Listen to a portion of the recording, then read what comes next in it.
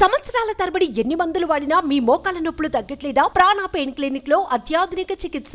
నా చెల్లెలకు ఎన్నికల్లో డిపాజిట్లు కూడా రావంటూ షర్మిలపై సీఎం జగన్ సంచలన కామెంట్స్ చేశారు. ఆంధ్రప్రదేశ్లో అసెంబ్లీ లోక్సభ ఎన్నికల ప్రచారం వేడి ఉధృతమైంది. ప్రధాన ప్రతిపక్షాలు ఎన్నికల సంగ్రామంలో చావో రేవో తేల్చుకోనున్నాయి. మే 13వ తేదీన పోలింగ్. రాష్ట్రంలోని 175 అసెంబ్లీ 25 లోక్సభ నియోజకవర్గాలకు ఒకే రోజున పోలింగ్ ప్రక్రియ పూర్తవుతుంది. జూన్ 4వ తేదీన ఓట్లను లెక్కిస్తారు. పోలింగ్ గడువు దగ్గర పడుతుండటంతో అన్ని పార్టీలు కూడా జనంలోకి చొచ్చుకెళ్తున్నాయి.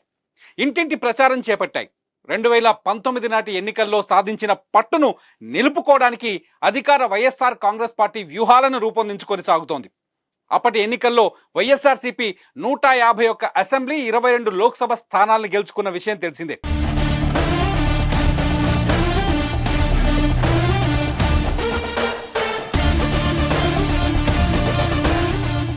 వైనాట్ 175/25 అనే నినాదంతో ప్రచార కార్యక్రమాలు చేపట్టింది.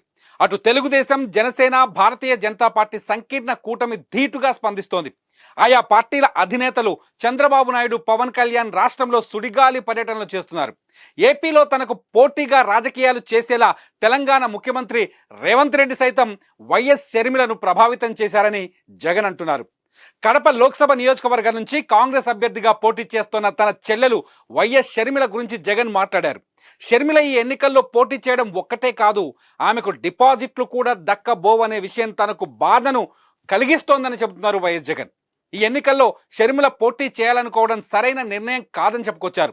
తనపై తప్పుడు కేసులు బనాయించడంతో పాటు కన్ను మూసిన తర్వాత కూడా ఛార్జ్ షీట్లో తండ్రి పేరును చేర్చిన పార్టీ తరఫున షర్మిల ఎన్నికల్లో పోటీ చేస్తుండటం బాధ కలిగించిందన్నారు జగన్. ఎవరు ఏమిటనేది ఈ ఎన్నికల ద్వారా ప్రజలే నిర్ణయిస్తారని జగన్ చెప్పుకొచ్చారు. ఈ ఎన్నికల్లో తాను బీజేపీ, టీడీపీ, కాంగ్రెస్తో పోరాడుతున్నానని జగన్ కడపలో మాట్లాడారు.